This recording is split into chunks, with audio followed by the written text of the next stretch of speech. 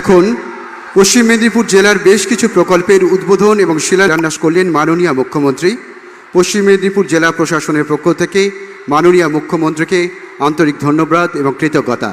মাননীয় মুখ্যমন্ত্রী বার্ধক্য ভাতা প্রকল্পের সুবিধা এবং শুভেচ্ছা বার্তা প্রদান করছেন। মাননীয় মুখ্যমন্ত্রী বিধবা ভাতা প্রকল্পের অনুমোদনপত্র এবং শুভেচ্ছা বার্তা প্রদান করছেন। স্বাস্থ্যসাথী প্রকল্পের কার্ড তুলে দিচ্ছেন। এবার যার কথা শোনার জন্য আপনারা অধীর আগ্রহে অপেক্ষা করছেন, মাননীয় মুখ্যমন্ত্রীকে শ্রদ্ধার সঙ্গে অনুরোধ জানাই তার অভিভাষণ রাখার জন্য। আজকে এই প্রোগ্রাম থেকে প্রায় 2000 কোটি টাকার আবার নতুন করে উদ্বোধন এবং শিলান্যাস করা হলো। যারা কৃষক তাদেরও আমরা বছরে এমনিতে 10,000 টাকা করে দিই, যার 1 একর জমি আছে, আর যার 1 কাঠাও আছে তাকেও কিন্তু আমরা 4,000 টাকা করে দিই। একটা কৃষক বন্ধু মারা গেলে তার পরিবারকে 2 লাখ টাকা করে দিই। শস্য বীমা যেমন কৃষকদের দিতে হয় না, আমরা গভর্নমেন্ট থেকে দিই। যারা পাট চাষি, যারা আখ চাষি, যারা আলু চাষি, তাদের বিমার টাকাও রাজ্য সরকার দেবে, অর্থাৎ আমরা দেব, তাদের যাতে কোনো অসুবিধে না হয়। এখন থেকে মনে রাখবেন, তাঁতিরা কেউ মারা গেলেও, আশার কেউ মারা গেলেও কর্মরত অবস্থায় যদি আমার আইসিডি শ্রমিক বন্ধুরাও কেউ মারা যায়, তাদের পরিবারও 2 লক্ষ টাকা করে পাবে।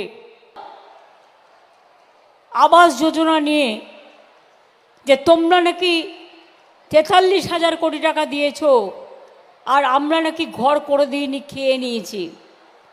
আমি বলি 14-15 থেকে 21-22 পর্যন্ত সেন্ট্রাল গভর্নমেন্ট যে টাকাটা দিয়েছিল 29,834 কোটি টাকা, কিন্তু স্টেট গভর্নমেন্টকেও দিতে হয়েছে 20,000 কোটি টাকা। তাছাড়াও জমিটাও স্টেট গভর্নমেন্টের, মনে রাখবে।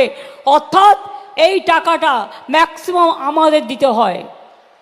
3 বছর ধরে তোমরা ঘর আটকে রেখে দিয়েছো। আমরা মে পর্যন্ত আমরা 43 লক্ষ বাড়ি ইতিমধ্যেই করে দিয়েছি, আর তোমরা বলছো আমরা করিনি। আমি আবার বলি, মে মাস পর্যন্ত অপেক্ষা করব। যদি টাকাটা না দেয় তাহলে মে মাসের প্রথম দিকে 11 লক্ষ বাড়ির কাজ আমরাই শুরু করে দেব। তারপরে আস্তে আস্তে যেগুলো বাকি থাকবে ফেজ বাই ফেজ আমরা করব। দিল্লির কাছে আমরা ভিক্ষে চাইব না। লক্ষ্মীর ভাণ্ডার আজকে মডেল হয়ে গেছে। আমরা বাংলা যখন করেছিলাম কেউ ভাবতে পারিনি। আজকে আমি দেখলাম দিল্লি বলছে লক্ষ্মীর ভাণ্ডার করব। ওদের লোক সংখ্যা কত? ওদের খরচা হবে 2,000 কোটি টাকা। আর আমাদের একটা পরিবারে একজন নয়, সবাই পায়। আমাদের খরচা হয় কত জানেন? 25 থেকে 30,000 কোটি টাকা। তার কারণ অন্যান্য রাজ্য ছোট আর বাংলা অনেক বড় রাজ্য।